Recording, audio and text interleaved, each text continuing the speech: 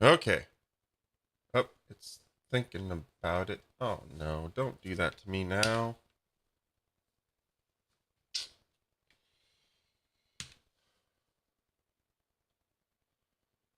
Don't do this to me now.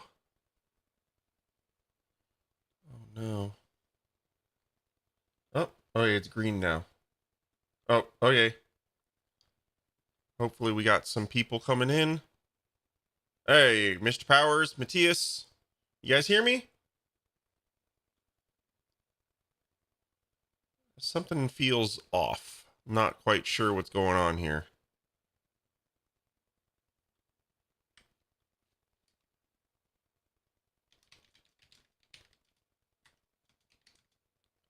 Okay. Excellent. Thank you, Matthias. Just felt like something was off. Okay, we're good then. Sweet. Let me turn my fan up, actually. It's quite hot today.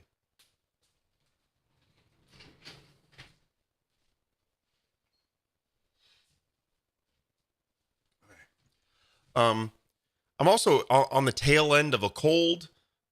So sorry it be now if I sneeze or have to blow my nose or anything like that during the stream. Sorry, one second.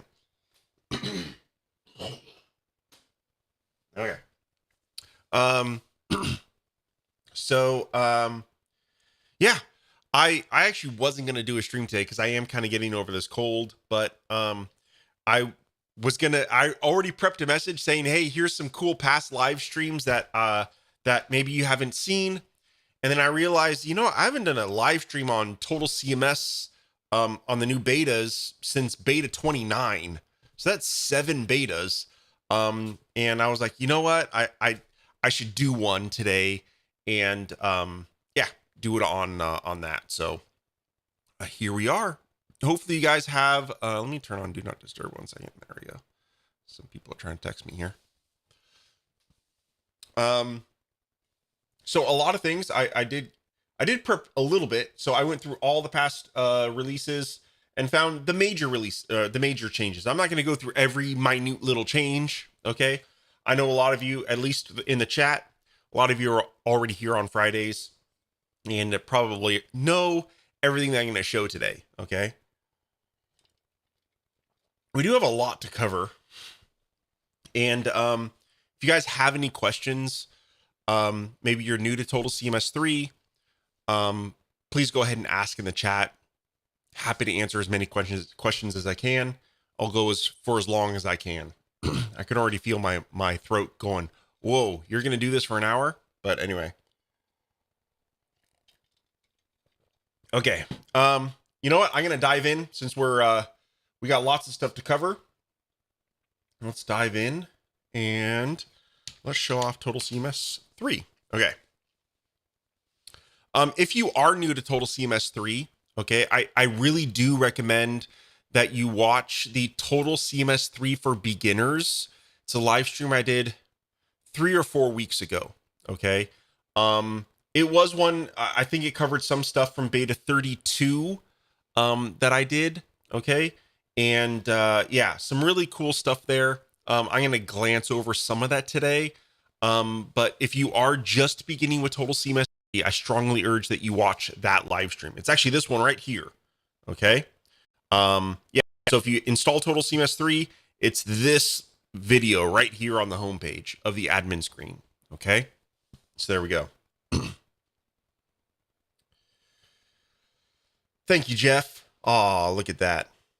Hopefully I don't have your lovely singing vocals though, Jeff. That would help, you know?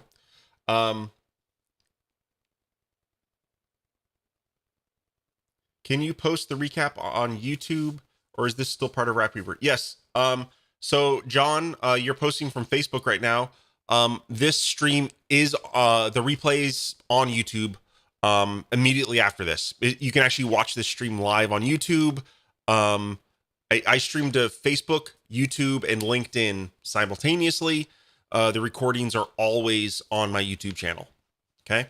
So if you're not able to watch this whole thing, you can go ahead and watch the replay there or catch it on the Weaver Space community.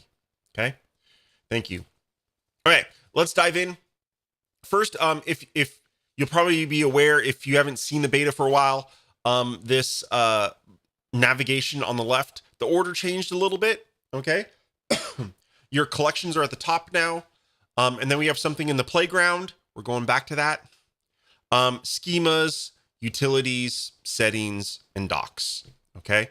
I know some of you guys reported the links were not working in the docs.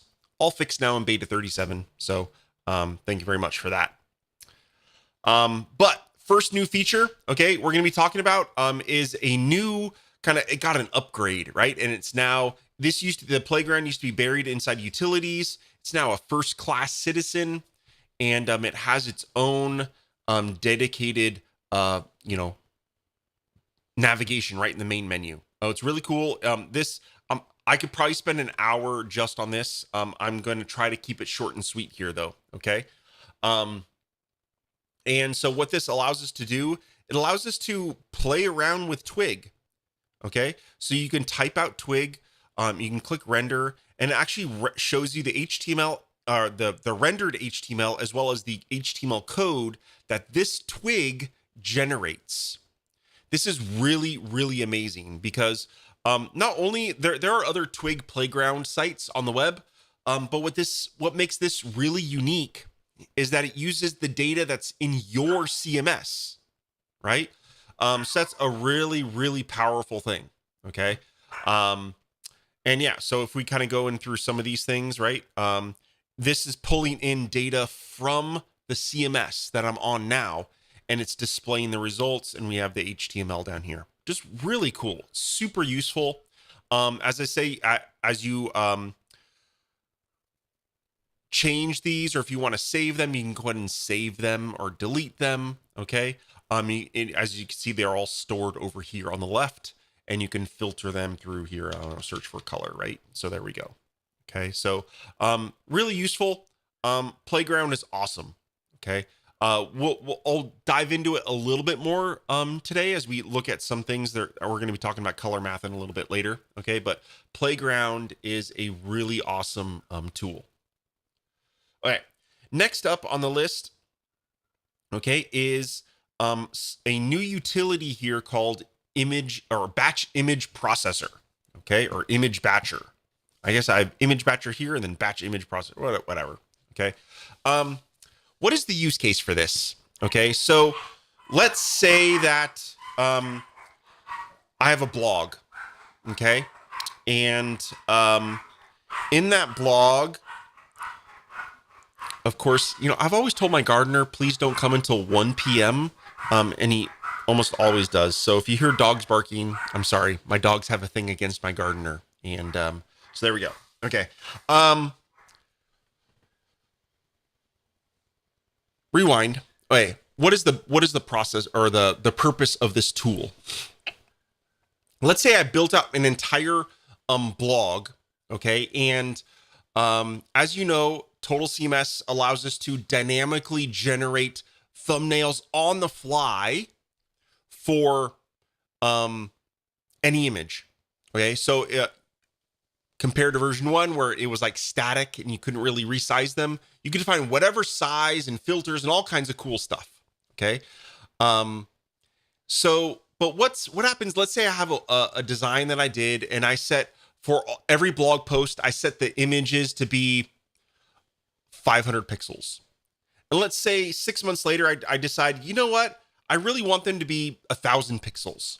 Now, you can change that in your project and then republish, and those images will get dynamically generated whenever they're requested. Okay.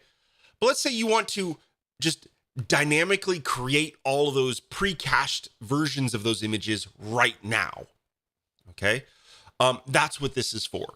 So it doesn't, because if an image hasn't been generated before and a user visits a web page, that web page could take an extra second or so to load if that version of that image has never been requested before. Hopefully that makes sense, right? So this tool allows us to batch generate those. Okay, so for example, let's say I go to blog. So here, step 1, you select the collection that the image that you want to batch is. So let's say I'm going to click blog, click next. Then you select the property. So you can either do images or gallery images, okay, we're going to do, let's just keep it simple right now. I'm going to do the image, which is like the banner image for all blog posts. Okay, we're going to click next. And then in here, we're going to do, you need to get a macro. Now, in order to do this, essentially, probably the best thing to do, excuse me, is we're going to go into the collection. Okay, we're going to go into blog. Let's just go into, and this is the image that we're going to generate a new version of. Okay, so we're going to go ahead and click on this. Okay, what you're going to do is you're going to generate an example of the size of image that you want. So you can use this really cool link utility, and let's say we want to have a 1200 pixel version image. Okay, and actually it looks like a lot of these images are smaller. Okay, but let's just say 1200 pixels. And let's say I want to make sure that the format is a JPEG and I want the quality to be 80. Okay. You can go ahead and put any of these other options that you want. Maybe you want to watermark it, whatever you want to do. Okay. But once you have the version of the image that you want here, okay, go ahead and click copy macro. Okay. And then what you're going to do is you're going to paste that macro directly into this. And you're going to say start batch processing. And voila, what it did is it extracted all the requirements from this macro for us, okay? And then it found every image in all my blog posts. There's not many in this blog, and if you notice, a lot of them are duplicates just because it's test data, okay? But it went ahead and generated that size image for every single blog post image, okay? Really cool, very useful, especially if you have a lot of images, even galleries. It'll go ahead and regenerate all, let's say, thumbnails or something like that. Like maybe you want to pre-watermark a ton of images. You can do that too. Okay. So some really awesome stuff here with batch image processing.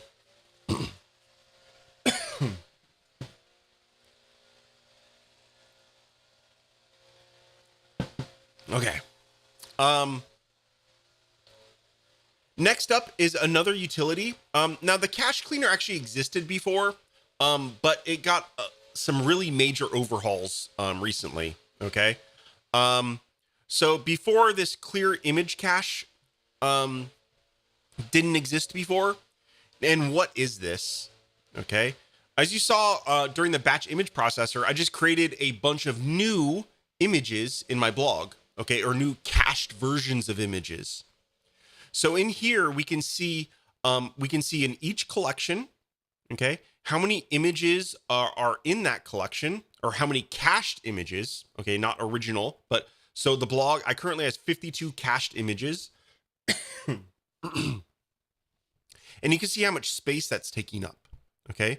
For example, I have 26 images in style text, and they're taking up 3 megabytes. Wow, okay? So if I wanted to ever, let's say, in the example of the blog that I just did, let's say I wanted to clear out all the old cached images. Okay. Maybe I don't want it to eat up server space. Okay. Because these are taking up disk space on your server. Okay.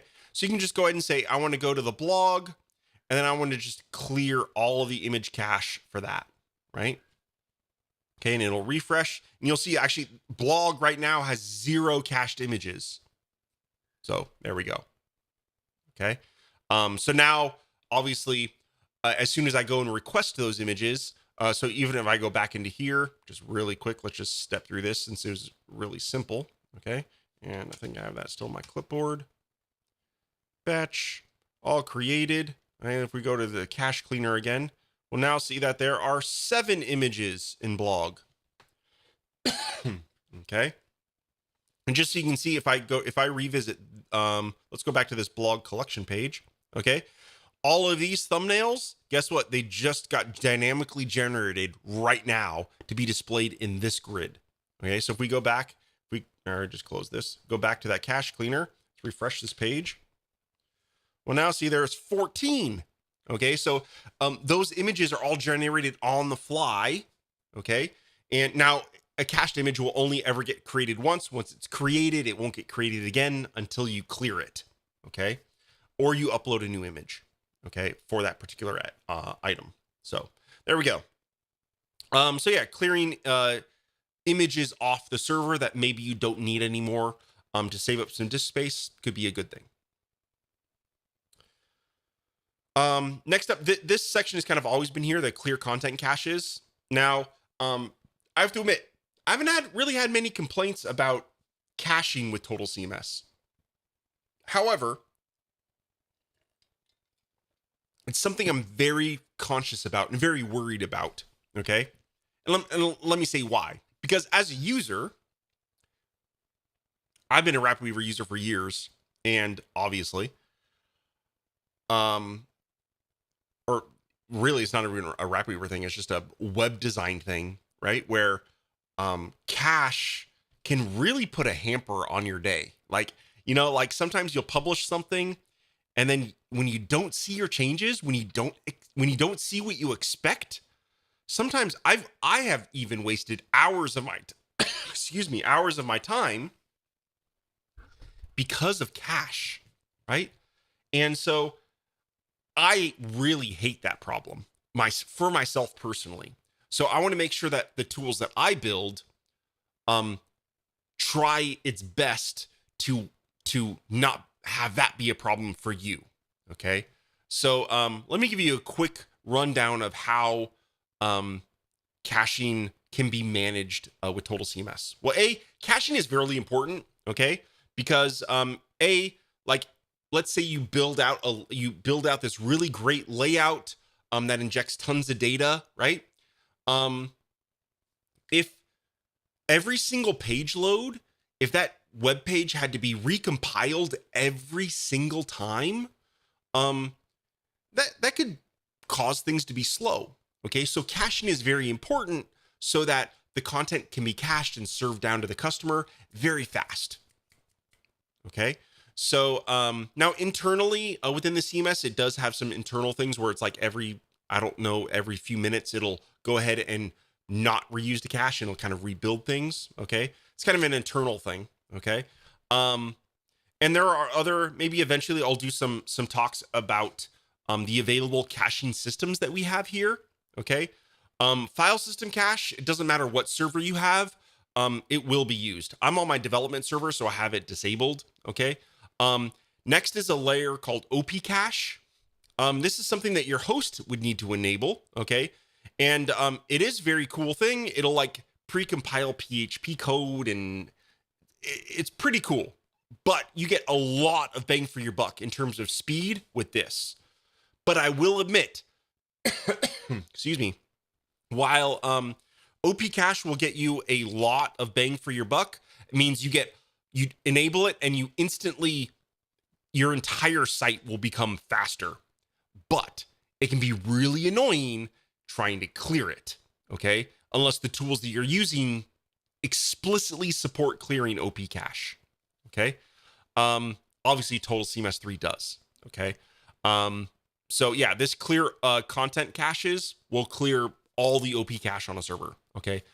With OP cache, it's I don't want to go too far into this, but it's essentially you either clear it all or you keep it all. So this clear content caches will clear all OP cache, just to let you know. Okay.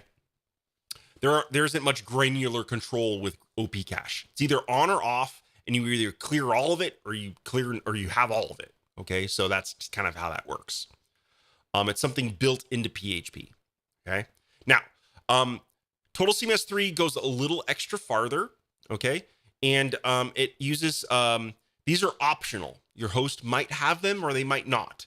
And it's either one or the other. You don't need both of these. If you have both of these, Redis will be used. Memcached won't. Okay. Memcache or Redis just has a little bit more features than Memcache does. Okay, and a little bit more control. So I added support for both, depending on what your host will support.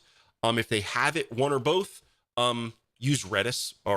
Redis will automatically be used if you have both enabled. Okay, and this will cache some API calls and stuff, so that if various API calls happen, the data will get cached, so that it doesn't need to retrieve it from the file system. So that's what that sort of caching happens. Okay.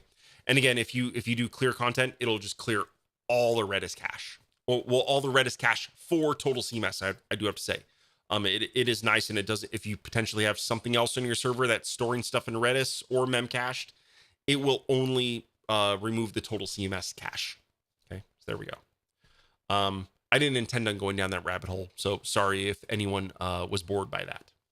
Okay, but I think that's really important. It also gives you a little bit of information down here about kind of how much cache is being used and all kinds of stuff. Okay, so there we go. The latest thing that I've done here in Cache Cleaner is a new feature called Development Mode. I think this came in beta 35 last week.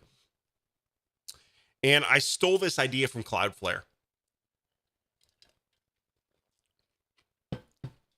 As you know, I am a Cloudflare fanboy, and I do still enjoy them and like them and think it's a great service.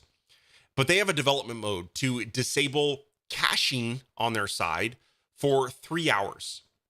And you can manually turn it off, but it'll automatically turn itself off in 3 hours. And so I copied that.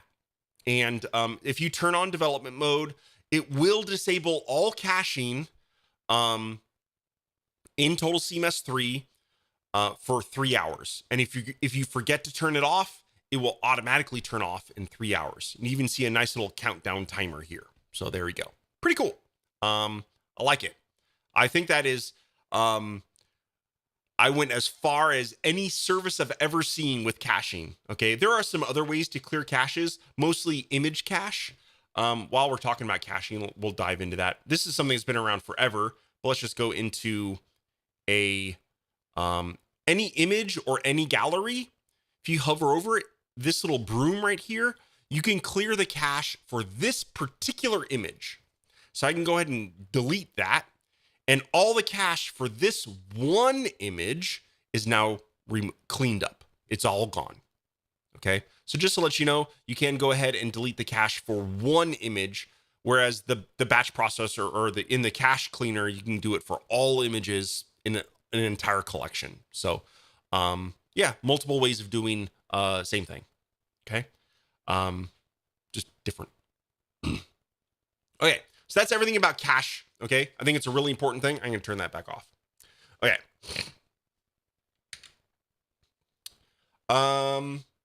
Let's see. Any questions? Cache can always, yes, cache can always be a problem. The other, both cache can always be a problem. One you can never have enough of, though. Okay. Jeff, I need some bamboo. Yeah, you're probably right. Okay. Next up. Okay, forms inside the dashboard. Let's look at blog. Okay. And actually I've adjusted the layout slightly over time for blog. And if you notice here, in earlier versions of Total CMS, each form field was basically just on top of each other. Okay. And now we can have, if you notice, I have draft and featured, I have date and author. Okay. I've kind of doubled up on some things. You can create your own custom layouts. Okay. I've gone pretty simple. If you notice down on the bottom, update and created are kind of in 2 columns, right? Let me see if I have any other examples. I think I've kept most of my things pretty simple. Yeah. Let's look at feed. Did I do anything interesting for feed? Let's just look. I went pretty boring. Okay. I went simple, but let's show you how you can do that. Okay, so how you can define the layout that you want your form to be in, which is really nice. And it all happens inside the schema. Okay, so if I look at products here, actually let's look at blog. Okay, now blog is a built-in schema, so you can't modify it. Okay, but just to let you know, essentially it's, if you've ever used my bento stack, there is a stack in there called bento areas. And this is where I drew inspiration from. And essentially what it allows you to do is it allows you to build out a grid using the names of the properties. So here, I'm going to go ahead and let's go ahead and add in, let's make this 2 columns here. Okay, let's do that. All right. So let's go into blog over here. Let's go into a form. Okay, and let's look at this here. Okay. So in here, if we look at my grid layout over here, I forgot I got to turn on my little cursor guy here. Okay. If you notice, so you have to choose how many columns your layout is going to be. And then you essentially build that grid, okay, with words. And those words are purely the names of the fields. So if you notice, I've chosen a very simple 2-column layout here. And what I did is I wanted ID to span both columns. So I did ID, ID. Title, title. Makes the title go 2 columns. Now, if we look at this next row, the third row here, I have draft featured, date, author. That is how I'm doing draft and featured are in 2 different columns. And then date and author are in 2 different columns. Okay. And essentially everything else is just singled up. Okay. Going all the way down. Okay. But pretty cool. Now we can go a little bit farther. Let's go ahead and let's look at a product grid, and we'll play with this a little bit live. So let's say I wanted ID and name, okay? And or since I'm doing a 2-column, you will have to make sure that everything is a 2-column, okay? I'll show you what happens here. I'll just save this schema as is. And then I'm going to reload the page over here. Okay. Yep. Reload. Okay. If you notice, the form now looks really funky. Okay. So if your form ever looks like this, you've messed up your form grid layout somehow. Okay. So yeah, there's just a word of caution there. So let me go ahead and just finish all this out. All right. Now you can actually, if you wanted to, take the time. Let's say description is the longest name here. You can actually like do a bunch of spaces. You can kind of give it like a little, your own little layout. So you can kind of space them out. White space is essentially ignored, right? So now I can do, let's do, okay. And then, oops, interesting. All right, so let's save that. Now I'll go over here. Yep, reload. There we go. All right, so now ID and name are on 2 separate columns. Cool. Okay. What else can we do though? That's not it, which is kind of slick. Okay. Let's say I wanted to have, I don't know, let's say the image. For some reason, I only wanted it to be in the first column and nothing in the second column. Okay. So you could omit it. It's best to put just a dot in there. Okay. And actually, interesting, Chris Powers yesterday, I haven't even answered this out. He put in the word blank. Let's try that just to see. Okay. The official support should be a dot, I'll admit. Okay. So there we go. So now column 2 is blank. Okay. I'm going to go with the official support. I was surprised that worked. You could probably actually use whatever word you want, to be honest with you. He just typed in the word blank. It just needs to be any word that probably isn't the name of a property. Okay. And it will work. But the official spec says you should use a dot. Okay. And it will work. Says you should use a dot. Okay.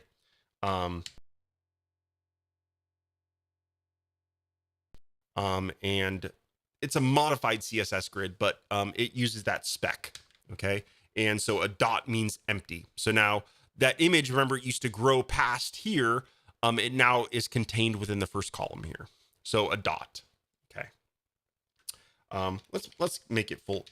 Now there's other things we can do. Okay. Let's say I wanted to add like a little divider. Okay. So let's say I wanted a little bit dividers above and below the image. Okay. And so what you could do is you can add 3 dashes. Okay. It has to be 3 dashes. And that's the only thing on the line is just 3 dashes. Okay. Let's save that. Okay. And what that does is that just adds little horizontal dividers with some spacing. Okay. Now, what if I wanted to add like little headings to my sections of data, right? That'd be kind of nice, right?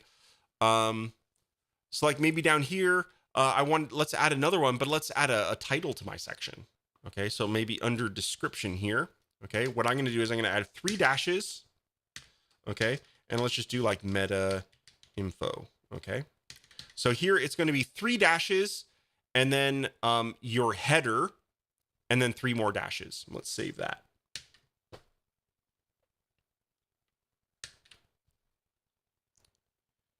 And down here, you'll notice that I now have a header.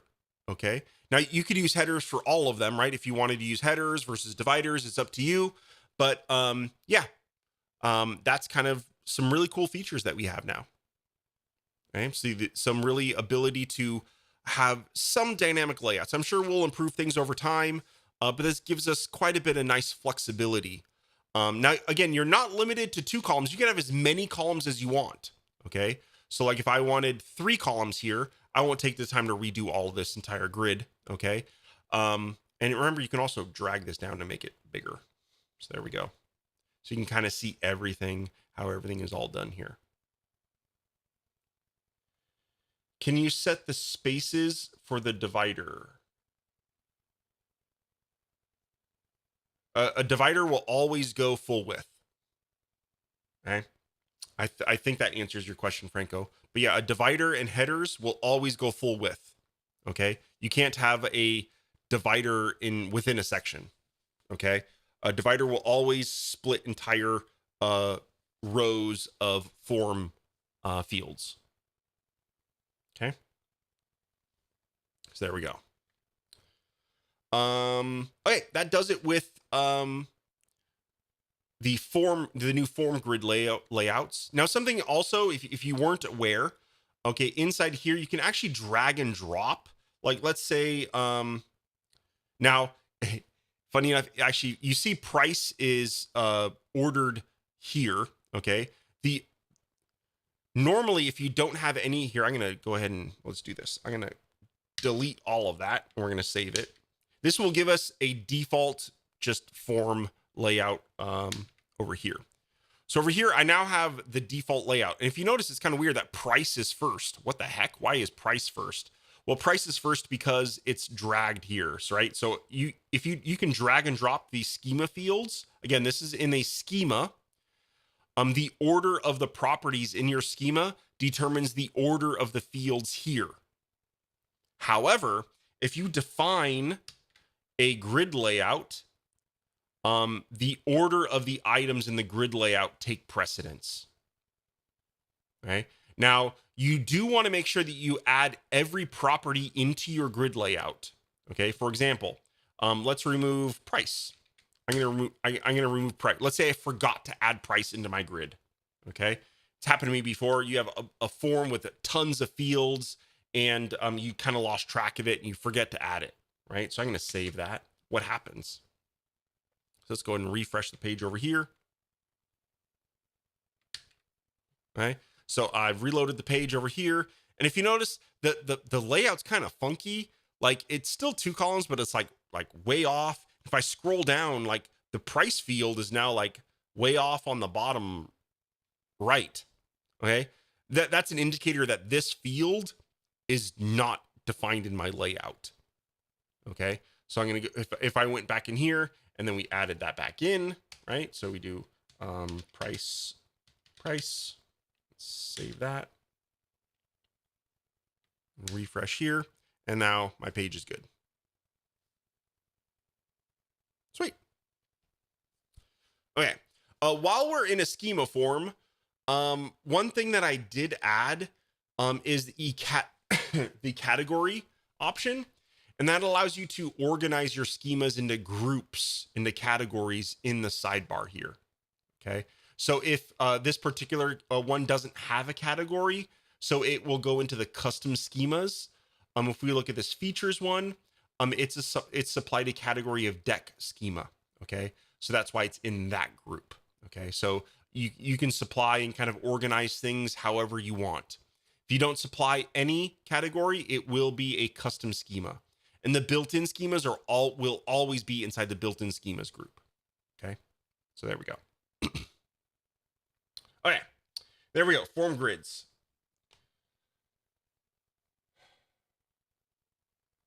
Next up, right, this is actually I've added quite a bit of twig, I believe. Okay, but let's go ahead and actually I don't need that anymore. Okay, cool. I've added quite a bit of documentation over the time as well. But if we look at something that I think is really going to be useful for a lot of people, okay, is let's go to filters, and I'm just going to find date. And okay, so there are a bunch of live examples here as well. And this is on Twig templates and filters. Okay, there is a lot of stuff here for date manipulation. Okay, so you can either do some formatting examples, and all these are examples that you can just copy and paste into the Twig playground and play with, which is really cool. Okay, I'm already like 30 plus minutes in, and I still have a lot on my list. So I'm not going to dive into the Twig playground and play with these, but you can do a lot of really cool stuff. Okay, like for example, you can add a day. Okay, you can add weeks. You can add hours. Okay, you can also you can do stuff like if date is today. There's a lot of really cool stuff here. Let me find, oh, here, real world. I think it was in these ones. Oh, this one's really cool. So if you do this event.date date relative, and what date relative does is it'll do like 3 weeks from today. It'll do like kind of an actual output of the date relative to the time we're on right now, right? Which is really cool. Okay. So there's a lot, as you can see here, of date examples that you can see of how you can use date inside of your Twig. Okay. Super powerful stuff. Okay. It's mostly with either if statements that you can use in a condition, or outputting in terms of outputting the date format, or, like I said, relative date and stuff like that. Okay. So yeah, check that out. Play with that in the Twig playground. Okay. Actually, really quick, if you wanted to play with Twig playground, oh, here's a perfect example. Okay. Well, let's do, where's the examples that had like +3 weeks and all that jazz? Where was that? Oh, here it is. All right. We're going to go in the playground, even though I said I wasn't going to. Deadline in this example, deadline was like a variable that maybe you're loading in from an object or something like that. Okay. But if you just wanted to play around with Twig, you could just do now. Okay. So now will always be right now. Okay. And then you can just play with these little filters. So let's render that. If you notice now, it is 12:10. It is noon my time right now. So it added 3 hours. So it added 3:10. Right. So pretty cool. You can do, now plus 3 days. Right. Well, that outputs the time, but you get the gist, right? If we were to do now plus 3 days would be y-m-d, I think is the format. I'm going, oh, look, I did it right. Nice. Okay. So then that outputs the date. Okay. So I think you can also do like today, right? Right. You can do what's tomorrow. There we go. Okay. What is yesterday? There's all kinds of plain English terms that you can use here. Okay. Which is pretty cool. Now, while we're talking about dates, this reminds me, you can all use these natural language models for dates now to define a default value for a date as well, which is pretty cool. Okay, let me show you some examples of that. So let's go ahead and let's look at my date. Okay, so I have a demo date. Okay, and let's get rid of this searching here. Okay, and let's say I wanted to define a default value, okay, for a date field. Let's do it. Actually, let's do it in products. I'll do it in. Do I have a date field in my products? I don't. All right, let's quickly, just so we can see, I'm going to add a date field to my product form. Okay. And then, yeah, I'm going to show you how we can define dates on that. Let me see. Does members have a date field? It doesn't. Okay. We're going to have to add it. All right. So let's go ahead and I'm just going to really quickly go here and here. We're going to add date. Okay. And, inside, oh, let's see. I want this to be date and we're going to make it, date. Now, if in form field, if you want just the date, like the day, you use date. If you want date and time, you use date time. Okay. And inside not settings, inside property info, we're going to go to defaults. Okay. And let's say I'm going to use date time and I want it to be now. Okay. Or let's do today. Okay. I'm going to do today as the default. So, and then I need to add it up here just to make it simple that it's always at the top. We're going to do date. Okay, we'll do date dot. Why not? Let's do that. Save. So now when I go into my product form, let me add a new product. Okay. Well, notice that. Okay. Now the reason I did date, the default of today was on purpose. So I set this to be date time and I set the default to be today. When you set it to be today, the default time is midnight. Okay.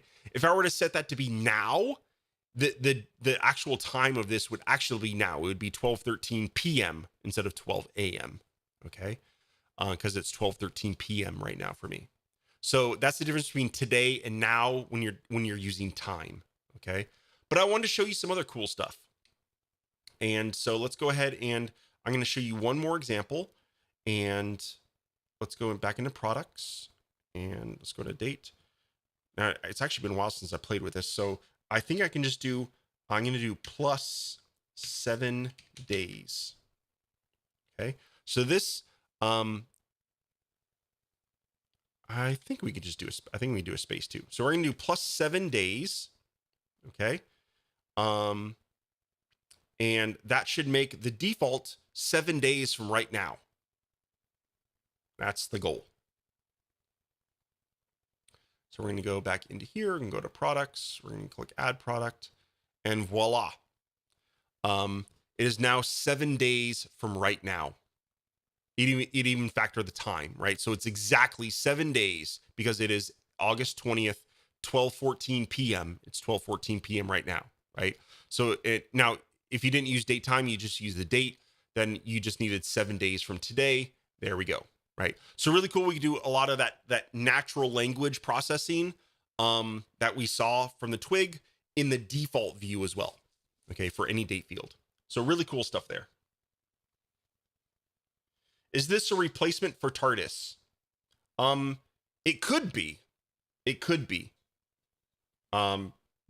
I'd have to think about all the possible things that TARDIS does, but you could build a lot of this. Okay. Probably what I might do is, it's possible in TARDIS, what I could kind of make TARDIS Total CMS 3 compatible to make maybe some things a little bit simpler. So you don't need to learn all the twig if you didn't need to. Okay. But yeah, I can imagine you could do most things with this logic that you could do with TARDIS. And what's cool with this is it's all controlled by dates in the CMS.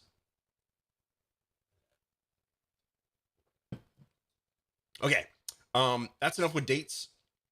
Next up is, I'm going to go over this one really quick because, I went into it in depth in the beginner video. Jumpstart data. Jumpstart data is a really cool thing. If you're using the demo project, the Stack 6 demo project for Total CMS 3, there will be a button here that says, when you preview it, import demo data, and it'll import all the data for you. In the future, this will be really helpful where, project file designers or, even yourself, what you could do is, let's say you have, I'm happy with the current data in my CMS. Okay, minus images. One caveat: this does not include images. It's purely the data. All the collections that I've created, all the schemas that I've created. Okay, all of that stuff. Okay, I can go into Jumpstart data and say export Jumpstart data. Okay, and it will export a file. Okay, and if I were to import this file into a different instance of Total CMS via this right here, I would have all of the data. I'd have all the schemas, I'd have all the collections, I'd have all the objects. Okay. Now, there's a lot of, I'm not sure how much I have documented on the Jumpstart in here actually. Do I have Jumpstart? I do have. Okay. So I do have some documentation on Jumpstart. If you're advanced, once you export that file, you might want to do a little bit of manipulation. Okay. And you could do some really cool stuff with it. But yeah, the Jumpstart is a really cool way to, again, export. Maybe you have your own project template that you want whenever you create Total CMS, and you want to, have that template and upload it. So that every project you create, you now have a standard set of schemas and collections and whatever. Okay. Really cool stuff. Project file designers, like let's say Foundation Box or Chris are releasing a new project file that supports Total CMS 3. They could supply some Jumpstart data that allows you to easily import that data, and all of a sudden, magically, all that data is in the CMS. Pretty cool stuff. Okay. All right. Next up, I probably won't dive into this too much. Okay. And actually, I realized this morning that there is a documentation page that doesn't exist in this side view here. It is CMS grid tag. Okay. This doc page is a new grid, okay, for Total CMS.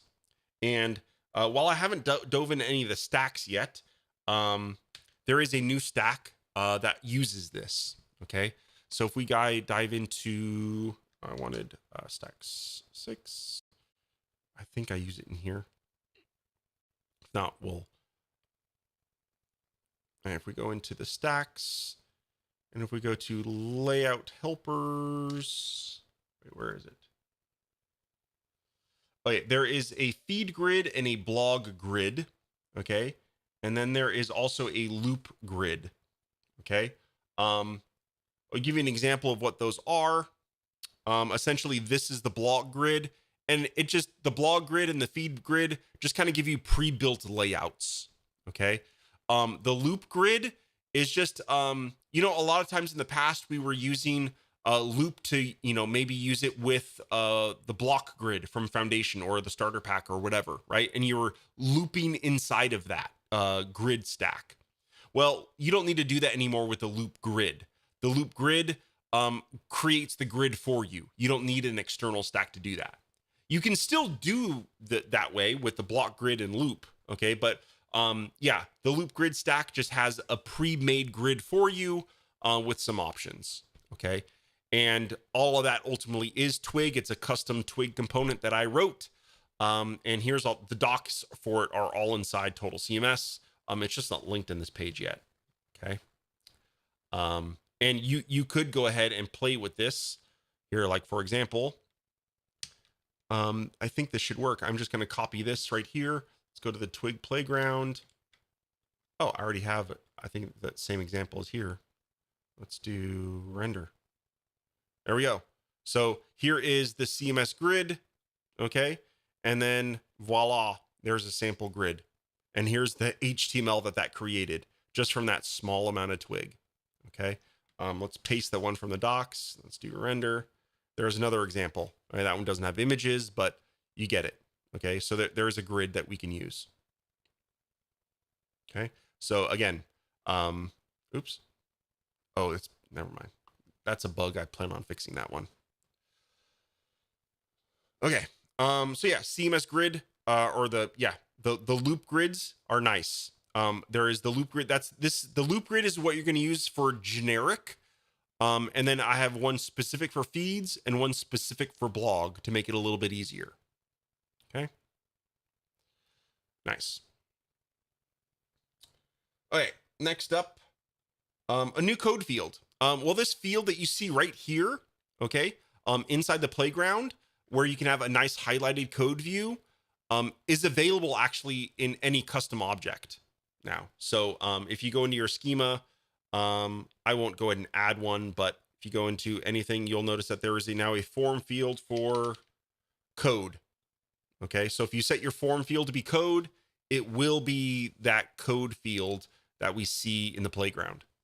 Okay, so you can now use that, in your own place, in your own custom collections.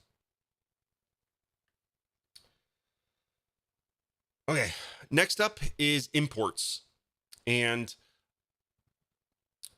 did a lot of work on imports.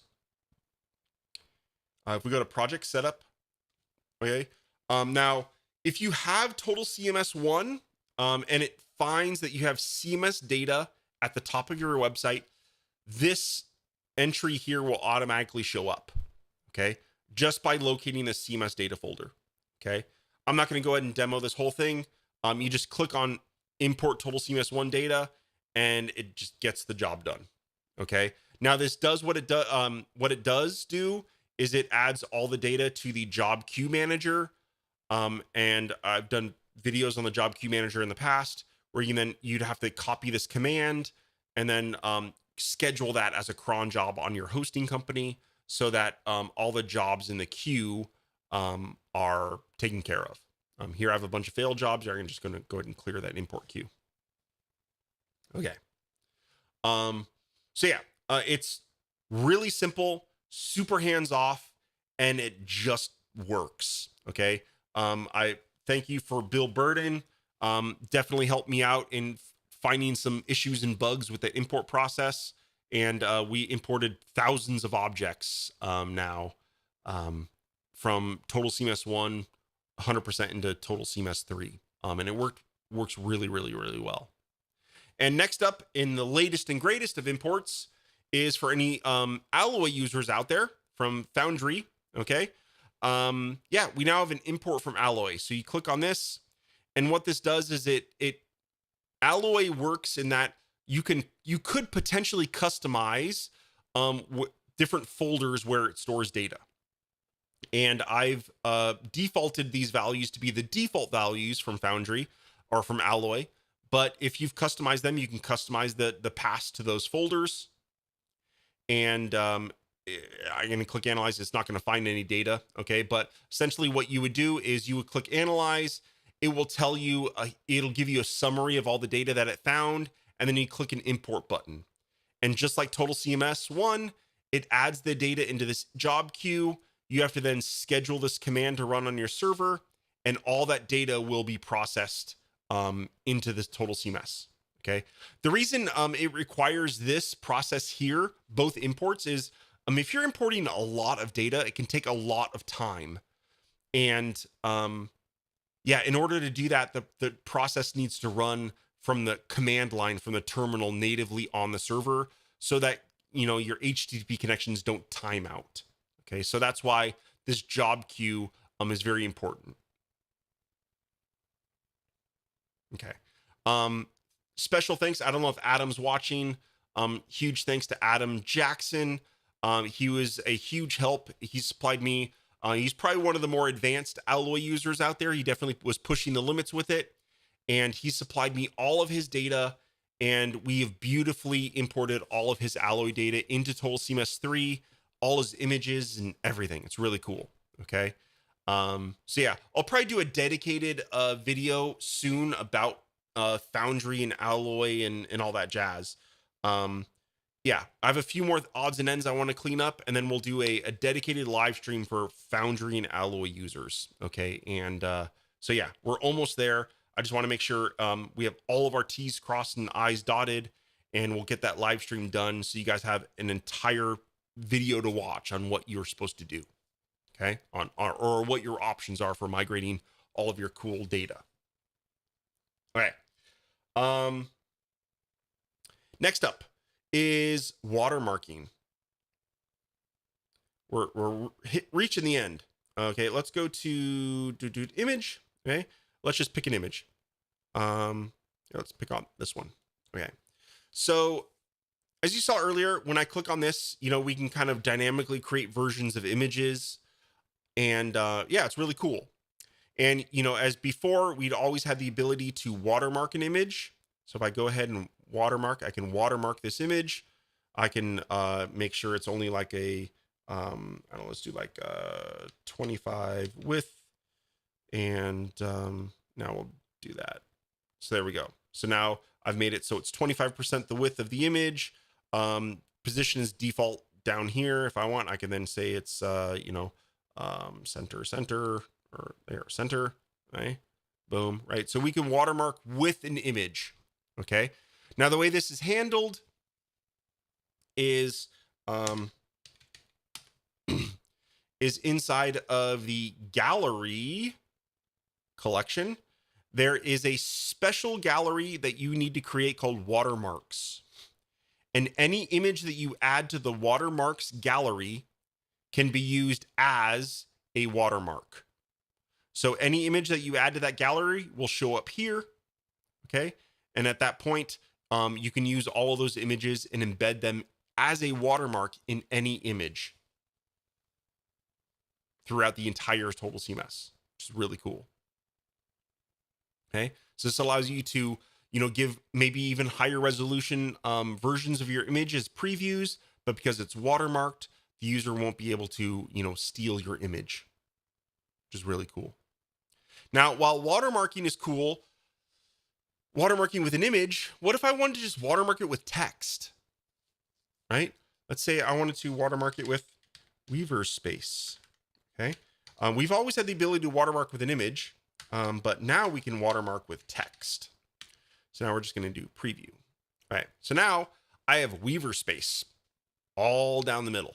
Right. And there's all kinds of options in here. Right. You can actually define a custom font. Okay. And I'll show you how to do that. Essentially, to define a custom font, you go into your depot and you create a depot. Has to be called watermark fonts. And you can add any TTF or OTF file, upload it directly here. And that will allow you to define a custom font for your watermark text. So now I've added that. Let's click on preview. And now that uses a custom font for my watermark, which is really cool. Now we can customize the text size and the text color and the background of the color and the width of it. You can even add it at a slight angle. So if it did like, I don't know, 22 degrees, there we go, right? And you might want to give it an opacity. Let's give it like 25%, right? Right. Pretty cool. You can do the same, opacity is probably a good thing for here, alpha. Right. So do like 50 or something like that. There we go. Right. So now you can watermark your images with text and images. Yeah, going to be a really amazing thing. What, my use case, here, let me give you a really great use case for text watermarking, because in this case, I just manually typed in Weaver space. Okay. But let's say I have a members collection and I would like to watermark, and I have a membership card, an image of a membership card.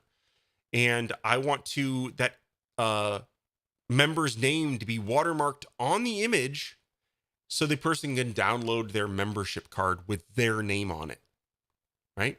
You'll be able to do stuff like that with Total CMS 3. Really cool stuff. Very awesome.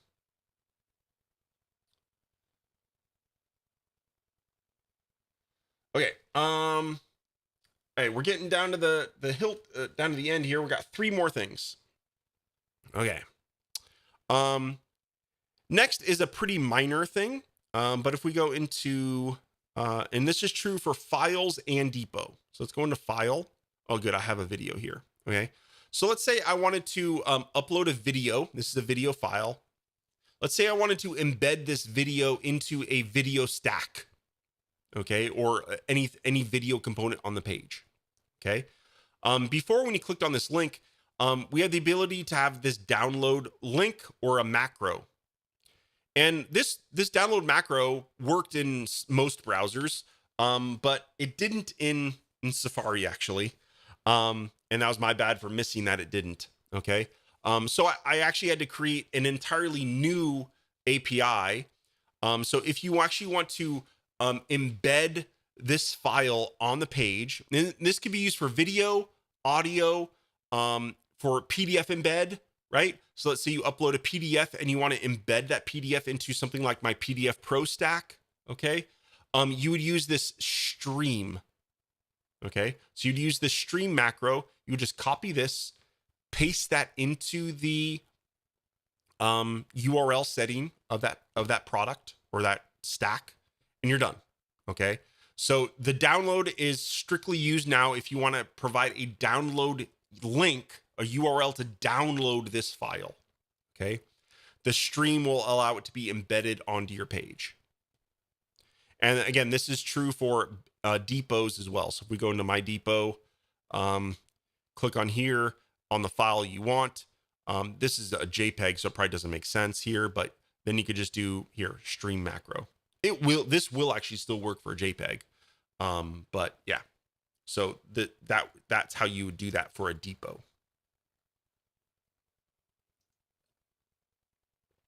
Okay. Improved color math. I'll make this super quick. Okay. Luckily I noticed earlier that I had this, in here. So I'm going to say render. Okay. What we'll see here is that, I have a demo color, which is this green. Okay. I created this orange based on the green color. And I did that through shifting the hue. Okay. So, you can do color math now. And you can actually change the lightness, the hue, and the chroma. I think changing the lightness and the hue are probably the two things that you're going to do maybe the most recently or most frequently. Okay. Hue will allow you to basically get a color in the same color spectrum, for lack of a better word. Okay. But have it be a different color, right? This green and this orange. Now you might be wondering, why this orange and this orange are slightly different. Okay. This is because there's multiple ways to output a color. Okay. You can output so here I am storing the original color, and here I'm outputting that color as OKLCH. You can also do a dash color and OKLCH are the same. That is the default color value in Total CMS. Now you can also output it in RGB and hex, as you see I'm doing that here. Okay. And for all those people that don't know how to spell color, I helped you out here, and you can actually do color as well. Okay. So if you're one of those countries that don't know how to spell the word color, I allow you to fumble, and I support your weird spelling of it as well. Okay. So that color will work as well. Okay. So why is this orange different than this orange? When I'm essentially taking the same color and I'm just outputting color.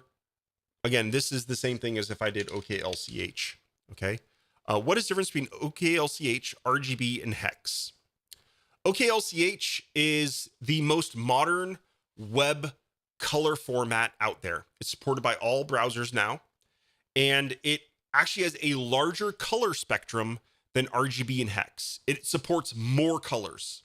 Okay. Especially if you have a modern display, your display will be more vibrant. It has more colors than you might think it actually has access to. Okay. Now, this green had a corresponding color in hex and RGB. This orange, which is derived from this green, did not have an exact color value inside RGB and hex. And this color was the closest representation. So that's why we have a slight color difference here.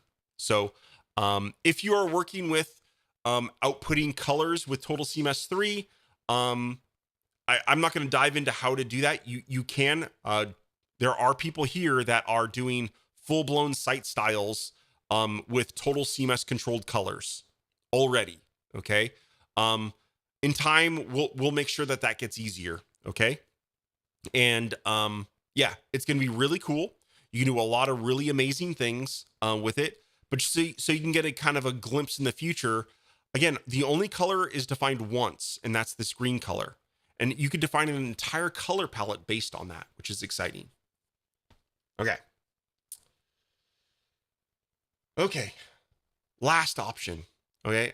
And actually, this last one, I talked about it a little bit, I think, a week ago, or maybe it was 2 weeks ago. Okay. And that's a new field, our last new field before launch, knock on wood.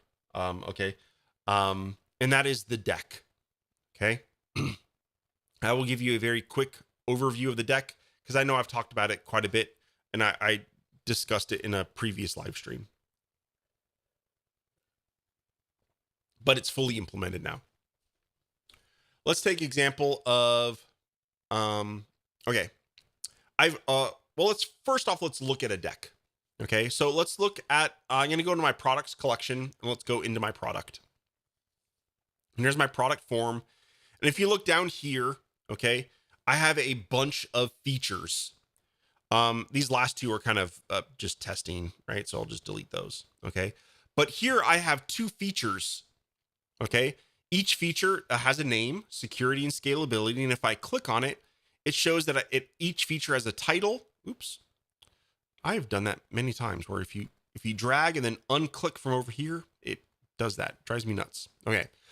Title, icon, and a description. Oh, and I have a date field. I was doing some tests on dates. Okay.